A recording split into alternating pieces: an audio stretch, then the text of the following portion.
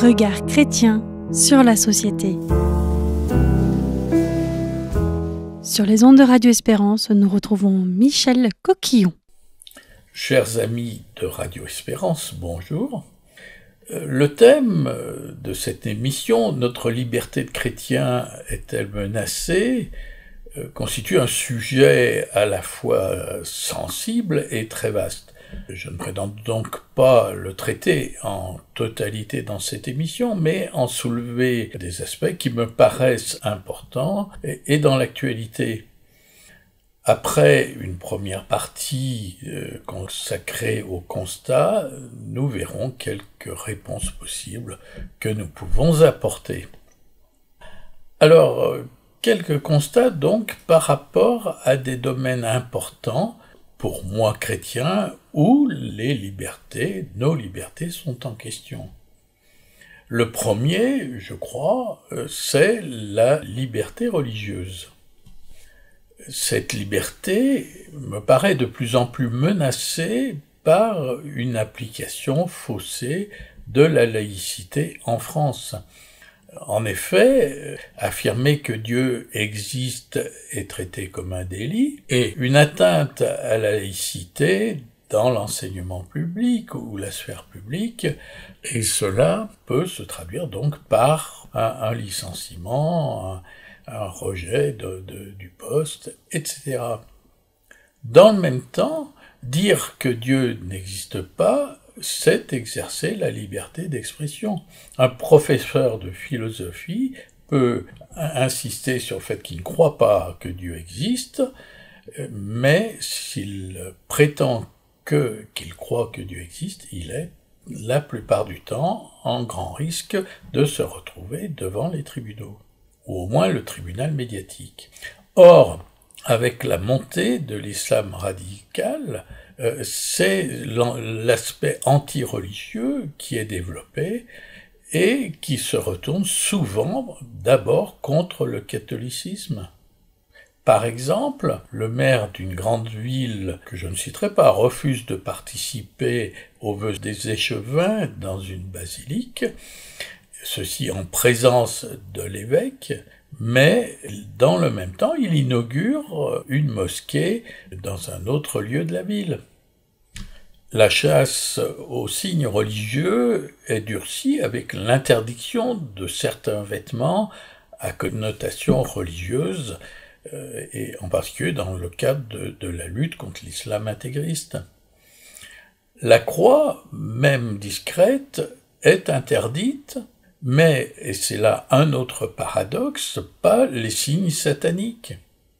Là encore, la définition de la laïcité montre ses limites dans son application. Et cette limite, c'est le rejet de la liberté d'expression de sa foi.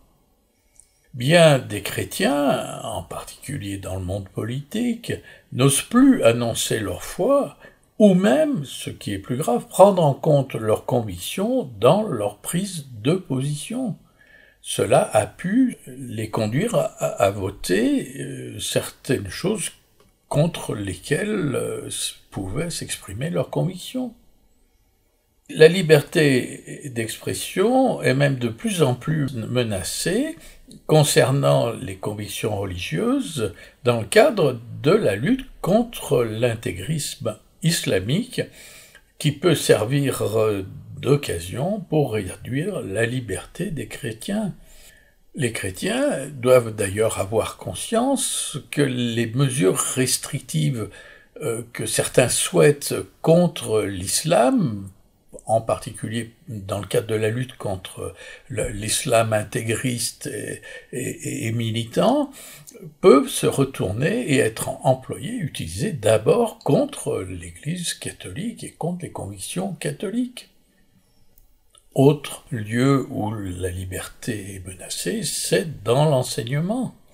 Les mesures qui ont été prises contre des établissements catholiques, comme par exemple la suspension du directeur d'un établissement de Pau récemment, les attaques contre des lycées comme le lycée Stanislas, le lycée d'enseignement catholique Stanislas à Paris, dans les médias, ceci au nom de la laïcité, représente de nouveaux signaux de la remise en cause de la spécificité de l'enseignement chrétien. Et ce qui est plus grave, c'est que l'attaque vient aussi de quelques enseignants de l'école elle-même. Qu'une école catholique ne puisse faire prier ses élèves ou organiser des cours de catéchisme pour tous les élèves, alors que ces élèves sont, rappelons-le, inscrits dans un établissement affiché comme confessionnel, et que ces écoles ne puissent éliminer des bibliothèques, des ouvrages de woke, libertaires ou contraires aux valeurs chrétiennes, voire humanistes, par exemple, de quelle liberté parlons-nous ?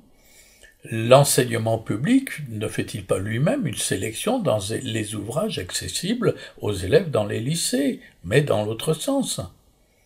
Lorsqu'on impose aux enfants de l'enseignement public des séances d'initiation à la sexualité sous-traitées à des associations militantes LGBT, féministes, woke, etc., où est la liberté éducative des parents ? Certains documents imposés par l'éducation nationale comme ouvrages de référence dans les lycées et collèges montrent une volonté de formatage des élèves dans une approche libertaire de négation du genre, etc. Les menaces sur les enseignants qui osent dire la vérité sur des sujets qui touchent à l'islam, la Shoah, etc., réduisent aussi la liberté de connaissance de la vérité par les élèves. La chasse à l'enseignement chrétien qui semble s'amplifier représente bien une façon de réduire la possibilité de choix des parents d'un enseignement qui corresponde à leurs valeurs ou leurs convictions. C'est le formatage des enfants à la nouvelle culture libertaire et sans Dieu qu'une partie des enseignants et du monde politique veulent imposer, et ceci par l'école sous prétexte de laïcité. Dans le même temps, les matières qui pourraient permettre aux jeunes d'être mieux armés pour construire leur réflexion, même religieuse, sur une approche critique et éclairée par la raison, ces matières sont, les parents pauvres, des priorités dans les programmes. Je peux citer par exemple la philosophie. Or, comment être libre par rapport à la pensée dominante si on construit sa conviction uniquement sur l'affectif, sans moyen de poser les vraies questions ? C'est là, pour moi, une question vitale par rapport à la liberté. Et ce n'est qu'un aperçu, bien sûr, des menaces sur la liberté dans l'éducation. Dans les médias, maintenant, la question du pluralisme dans les médias n'est pas nouvelle, particulièrement pour les télévisions publiques. Des enquêtes sérieuses ont montré que la grande majorité des journalistes sont de sensibilité de gauche ou d'extrême gauche. Ce déséquilibre est probablement encore plus fort par rapport aux convictions religieuses. Cette situation est-elle vraiment de nature à garantir une vraie pluralité de l'information, surtout dans les médias publics?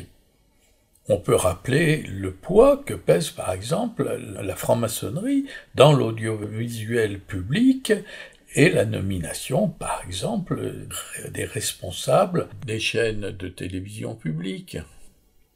Un organisme comme l'ARCOM, c'est-à-dire l'autorité publique française de régulation de la communication audiovisuelle et numérique, est chargé de la régulation de l'audiovisuel. Cet organisme opère, je cite, au service de la liberté d'expression dans l'intérêt du public et en concertation avec les professionnels. Or, il vient d'exclure une chaîne de la TNT, c'est-à-dire une chaîne accessible sur tous les téléviseurs, au motif qu'elle est au service ou serait au service du soutien de la promotion des idées et forces politiques d'extrême droite. La liberté d'expression semble donc s'arrêter là où commence le politiquement correct. L'évocation de dérapage de la part d'un journaliste de cette chaîne est également invoquée. Or, d'autres chaînes diffusent sans problème des informations d'un parti pris scandaleux, mais qui va dans le sens de la pensée unique, libertaire ou anti-religieuse. Or, les médias politiquement corrects font presque systématiquement l'amalgame entre extrême droite et catholicisme, ce qui est totalement injuste. Les dérapages, d'ailleurs, sont-ils acceptables quand ils sont d'extrême gauche et non pas d'extrême droite? Rappelons d'ailleurs que la chaîne interdite diffuse aussi des films catholiques, et ce n'est peut-être pas là son moindre défaut, aurait dit La Fontaine. Se pose ainsi la question de la composition des organismes comme l'ARCOM, chargés d'assurer la régulation, dont les membres sont désignés par les présidents d'institutions qui sont issus eux-mêmes de partis politiques qui sont parfois sous l'influence de la pensée unique, de lobbies orientés, et cela suffit-il donc à garantir la neutralité et le pluralisme de ceux qui jugent même du contenu des médias? Qui de nous n'a pas été ulcéré par la partialité dont certains journalistes des chaînes publiques font preuve sur des sujets qui touchent à la vie, la famille, la sexualité? Là-dessus, l'ARCOM semble moins réactive si les dérapages, encore une fois, vont dans le sens du politiquement correct. L'absence d'une vraie pluralité sur les chaînes publiques contribue au développement de la pensée unique. Elle réduit donc d'autant la vraie liberté de penser. La liberté est également menacée par le développement et l'application de lois qui interdisent certains propos.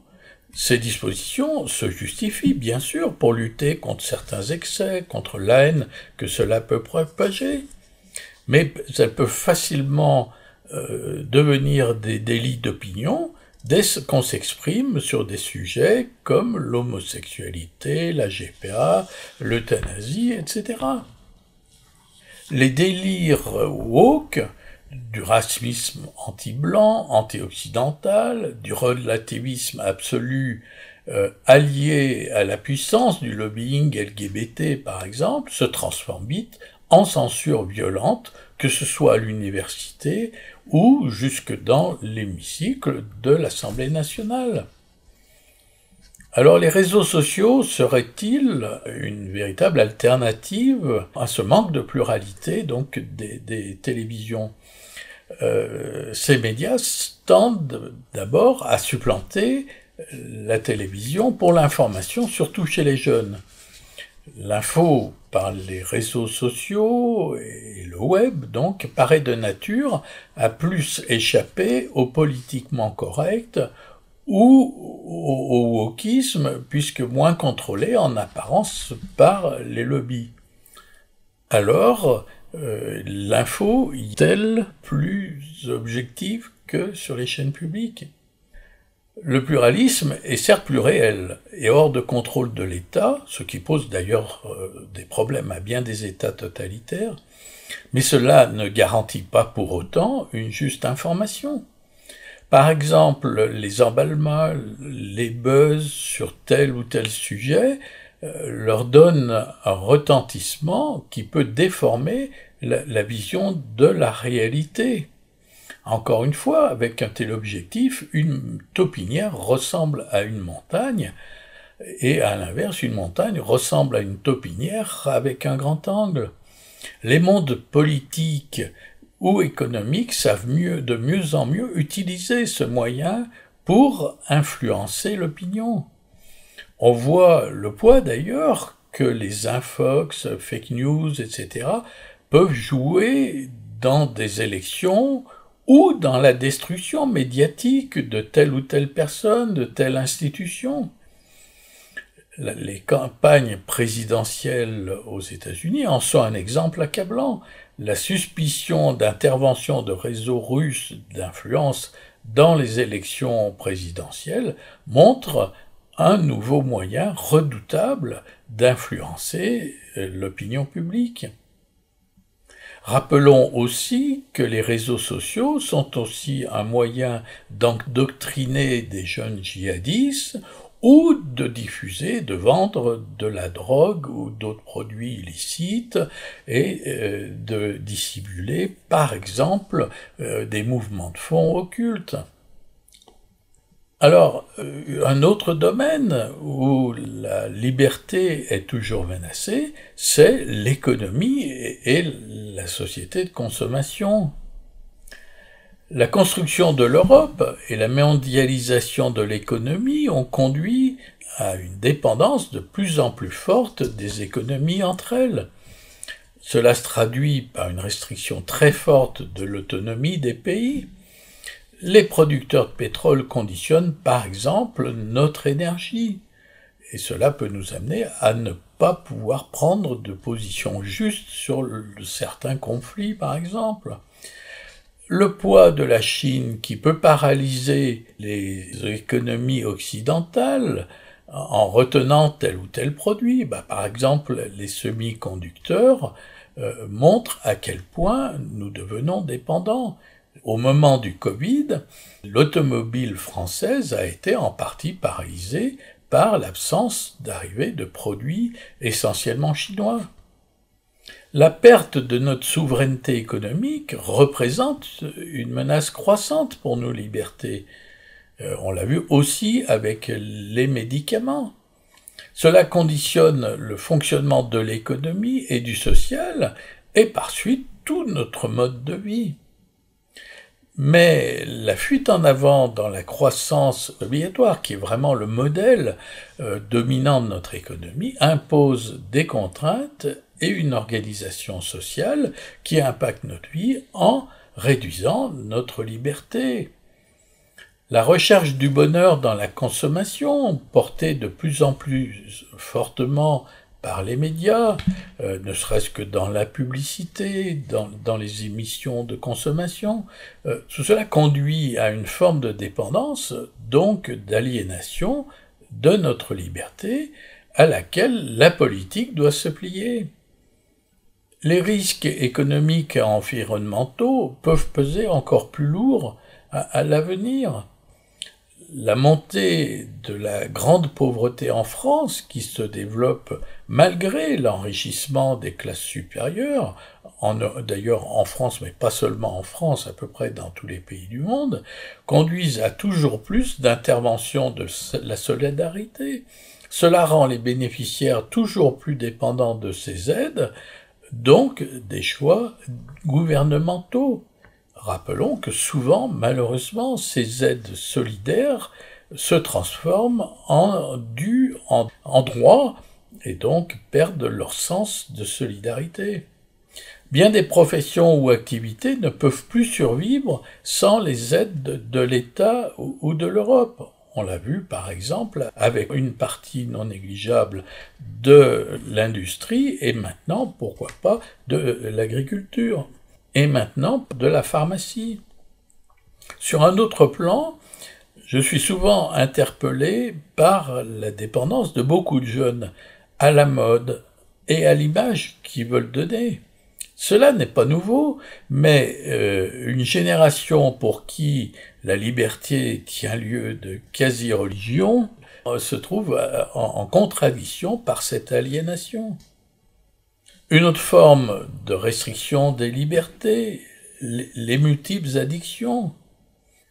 La société libertaire promue par le wokisme, le relativisme ambiant, la cupidité aussi, se traduit entre autres par une consommation de plus en plus forte et généralisée de plaisir sous de nombreuses formes, à commencer par exemple par les loisirs, mais aussi par la consommation d'autres choses infiniment plus dangereuses et aliénantes, comme la drogue, les plaisirs sexuels, les jeux, les écrans, etc. Cette consommation présentée comme un plaisir et une liberté conduit souvent à une addiction fatale à cette liberté. Nous sommes donc face à une réalité et des perspectives inquiétantes sur les menaces qui pèsent sur nos libertés et sur les libertés des jeunes. Il s'agit bien sûr, dans ce que je viens d'évoquer, d'un aperçu qui mériterait d'être développé, peut-être nuancé sur certains aspects. S'il est très négatif, il y a bien des raisons, bien sûr, de ne pas céder à la peur. La liberté des chrétiens a souvent été menacée par beaucoup plus grave, ne serait-ce que lors de la Révolution française, où à l'époque c'était la guillotine, donc la mort que l'on risquait. Quand le curé d'Ars est arrivé dans sa paroisse, l'église avait été transformée en grange ou en écurie, je ne sais plus bien, mais elle l'était depuis longtemps désaffectée. Cela n'a pas empêché Ars d'avoir maintenant un rayonnement spirituel international. Cette restriction de nos libertés est aussi, je crois, clairement un moyen par Satan de nous enfermer dans des structures que le pape Saint Jean-Paul II appelait les structures de péché. Par exemple, la peur des médias conduit bien des responsables politiques à ne pas oser s'opposer, comme je le disais précédemment, à des évolutions concernant, par exemple, le respect de la vie, la nature humaine, etc. Alors est-ce imparable ? D'abord, nous trouvons écho à nos questions dans toute l'histoire sainte, que la tentation de la désespérance est très forte. Je vous partage également un texte de Jean Giraudoux qui n'est pas une référence religieuse, mais ce texte est tiré des Lettres, il est plein d'espérance. Comment cela s'appelle-t-il quand le jour se lève, comme aujourd'hui, et que tout est gâché, que tout est saccagé, mais que l'air pourtant se respire, que tout est perdu, que la ville brûle, que les innocents s'entretuent, mais que les coupables agonisent dans un coin du jour qui se lève? Cela porte un très beau nom, cela s'appelle l'aurore. Ce que nous vivons de notre époque peut paraître gâché, saccagé, mais c'est quand même sur ce saccage, sur cette nuit, que l'aurore va se lever. C'est pour moi l'espérance chrétienne. Une autre réalité que nous rappelle souvent saint Paul, l'essentiel n'est pas de réussir, mais de témoigner. Tant qu'un seul chrétien annoncera sa foi et résistera à la pensée ambiante, le christianisme ne sera pas mort. C'est l'occasion pour moi, et pour chacun de nous, de se questionner sur ce qui nous entrave nos libertés, les aliénations qui nous retiennent, argent, plaisir, peur de manquer, crainte du jugement, etc. Et c'est un des aspects positifs et importants de la prière et des retraites de méditer avec l'Esprit Saint sur ces questions pour être plus libre. Il appartient aussi à chacun de nous de résister au formatage qu'on veut nous imposer et d'être engagé pour faire avancer la vérité. Le Seigneur ne nous demande pas de haïr ou juger le monde, mais de l'aimer et d'être partie prenante de sa conversion, dans l'amour et l'espérance. Entrer dans l'espérance, nous a souvent dit Saint Jean-Paul II. Lorsqu'un village samaritain refuse de recevoir Jésus, les disciples, Jacques et Jean, demandent « Seigneur, veux-tu que nous ordonnions qu'un feu tombe du ciel et les détruise ?» Mais Jésus, se retournant, les réprimanda, puis ils partirent dans un autre village. C'était dans Luc 9. Jésus refuse de faire tomber le feu sur ceux qui le rejettent, mais demande à ses disciples, donc à nous, de continuer le chemin pour l'annoncer. Ne maudissons pas ceux qui veulent réduire notre liberté de croire, prions pour eux et continuons à annoncer ce que nous croyons. Le Seigneur ne nous demande pas de sortir la Kalachnikov ou le goupillon, il nous demande d'être au contraire comme les agneaux au milieu des loups, Et il nous invite donc à l'annoncer, mais dans l'humilité et la douceur, et de lui abandonner ensuite les résultats. Je conclurai cette émission par une citation des Béatitudes que je trouve très éclairante. « Heureux ceux qui sont persécutés pour la justice, car le royaume des cieux est à eux. Heureux êtes-vous si l'on vous insulte, si l'on vous persécute, et si l'on dit faussement toutes sortes de mal contre vous à cause de moi. Réjouissez-vous, soyez dans l'allégresse, car votre récompense est grande dans les cieux. » Chers auditeurs et auditrices Radio Espérance, je vous remercie de votre attention et vous dis à bientôt sur les ondes de Radio Espérance.